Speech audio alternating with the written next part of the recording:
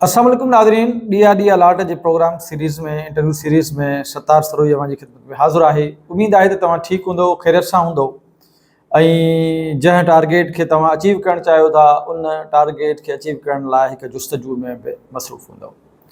तव्हां सभिनी खे पहिरीं ॻाल्हि त इहा मुबारकबाद त तव्हांजे इंतज़ार जूं घड़ियूं हाणे ख़तमु थियण वारियूं आहिनि ऐं सुभाणे खां बाक़ाइदा सिंधीअ जे लेक्चरशिप जे लाइ इंटरव्यूज़ जो मरहलो शुरू थी रहियो आहे। ऐं मां सभिनी उन्हनि उमेदवारनि खे हिकु भेरो ॿीहर दिलि जे गहराइनि सां मुबारकबाद ॾियां थो ऐं नेक तमन्नाउनि जो इज़हार कयां थो जेके उमेदवार हिन वक़्तु इंटरव्यू जे मरहले में दाख़िल थी चुका आहिनि ऐं सुभाणे खां उन्हनि जे इंटरव्यू जो मरहलो शुरू थी वेंदो। सभ खां पहिरीं हिकु मेंटोर जी हैसियत सां, हिकु उस्ताद जी हैसियत सां ऐं सिंधी अदब जे तालिब इल्म जी हैसियत सां जेके मां तव्हांखे टिप्स ॾींदुसि या जेके मां सलाहूं ॾींदुसि उन में पहिरीं सलाह तव्हांखे इहा आहे त हाणे तव्हां कंहिं बि क़िस्म जी अफ़रा तफ़रीअ जो शिकार ज़हनी तौरु न बणिजो ऐं कंहिं बि क़िस्म जे ख़ौफ़ में मुब्तला बिल्कुलु बि न बणिजो त अलाए छा थींदो, अलाए कीअं थींदो असांजो इंटरव्यू, असांजी तयारी पूरी आहे अलाए नाहे, हे फलाणो मौज़ू बि रहिजी वियो, फलाणी शइ बि रहिजी वियो, अलाए छा थींदो। हिन क़िस्म जी जेका फीलिंग्स आहिनि पंहिंजे ज़हन खे न ॾींदो तव्हां। पहिरीं ॻाल्हि त पंहिंजे दिलि मां, पंहिंजे ज़हन मां इहो ख़ौफ़ बिल्कुलु बि कढी छॾियो। इंटरव्यू वारो जेका धड़क आहे, ॻणती आहे, परेशानी आहे, इन खे पहिरीं फ़ुर्सत में त पंहिंजे दिमाग़ मां कढी ॿाहिरि उछलाए छॾियो। छाकाणि त ख़ौफ़ जेको आहे उहो तव्हांखे अॻिते वधणु न ॾींदो, तव्हांखे तव्हांजी पर्सनैलिटी डेवलपमेंट में डिस्टर्बेंस पैदा कंदो, तव्हांजी कॉग्नेटिव डेवलपमेंट माना तव्हांजी ज़हनी जेका क़ाबिलियत आहे उन में रंडकूं विझंदो इहो ख़ौफ़ या ॻणती या परेशानी। सो इन खे बेराए महिरबानी कढी छॾियो। को बि ॾुखियो मरहलो न आहे इंटरव्यू, को बि जबल तव्हांजे मथां न किरंदो। बिल्कुलु जेके शयूं तव्हां पढ़ियूं आहिनि, जेको सिंधी अदब जो शागिर्दु आहे, जंहिं पढ़ियो आहे, जंहिं मुतालियो कयो आहे, जंहिं सम्झो आहे, उन जे लाइ इन ॻाल्हि खे इहो को बि मसइलो कोन्हे त इंटरव्यू मां उहो क्वालिफाई कीअं थो करे पियो। बिल्कुलु पंहिंजी कॉन्फिडेंस लेवल खे, पंहिंजी शख़्सियत खे बिल्कुलु कंपोज़ करे वञो। पंहिंजे ड्रेस कोड जे हवाले सां तव्हां हिकिड़ी तयारी करे छॾियो।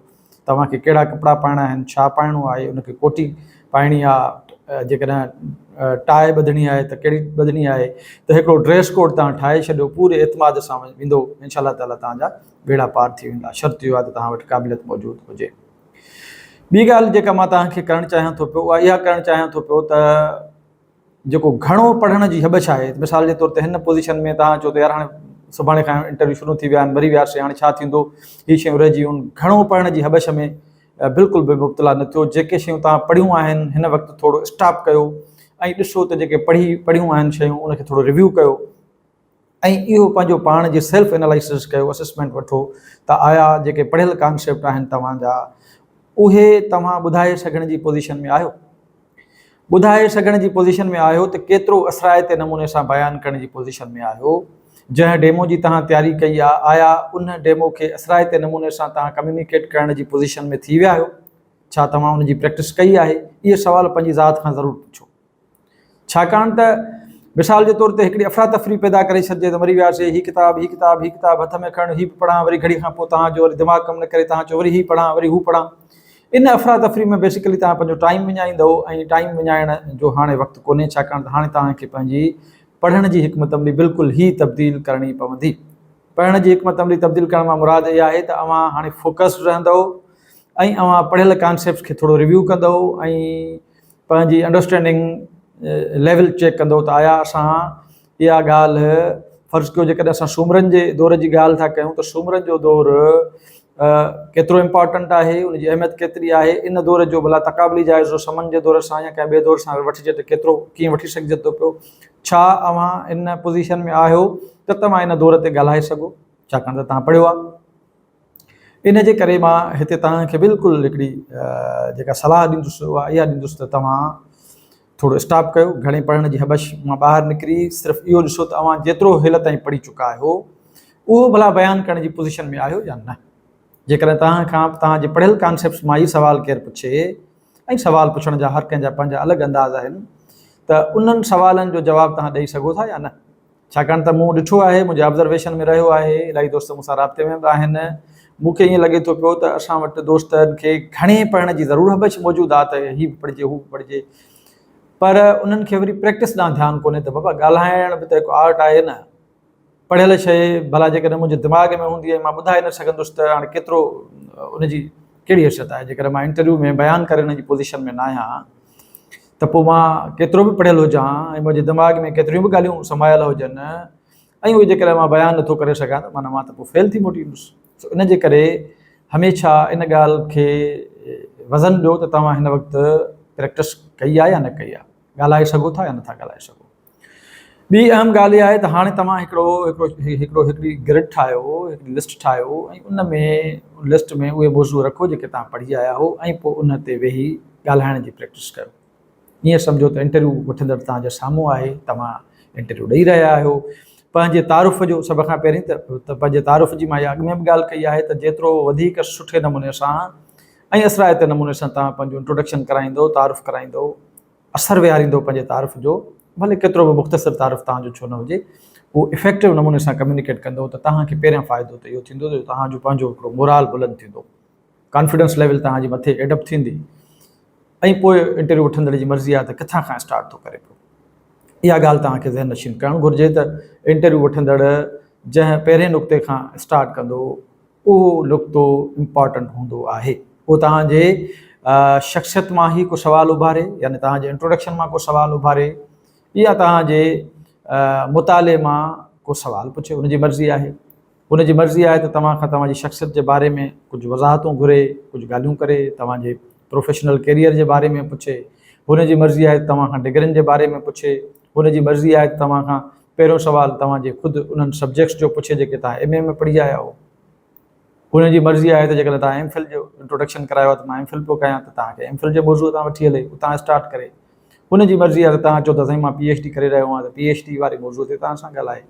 ऐं हुनजी मर्ज़ी आहे त हू कंहिं अदबी तारीख़ खां स्टार्ट करे, हुन कंहिं सिन्फ़ खां स्टार्ट करे, लतीफ़ साईं खां स्टार्ट करे, हू का अहिड़ी ॻाल्हि खां स्टार्ट करे जेका हुनजे ज़हन में हुन वक़्तु मौजूदु आहे।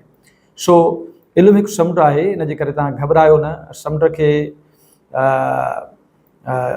जे ख़ौफ़ में मुब्तला न हुजो त हाणे अलाए किथां सुवालु पुछंदा, इहो ख़ौफ़ कढणो आहे। जीअं लतीफ़ साईं चयो आहे न त हलंदे हो त पुनूअ ॾे भव मिड़े ई भेल, उथी राहो रेल वेठनि तव्हां वारी वरे। त उहो जेको भव आहे पुनूअ ताईं पहुचण लाइ, उहो भव तव्हांखे ख़तमु करिणो पवंदो, न त तव्हांखे पुनूं न मिलंदो। ऐं पुनूं तव्हांजी मंज़िल आहे। ऐं हर इंसानु जेका जुस्तजू करे थो उहो इन लाइ करे थो त हू बहितर खां बहितर ॾांहुं वञे ऐं अॻु हिन वक़्तु जेका हुनजी पोज़ीशन आहे उहा बहितर थिए।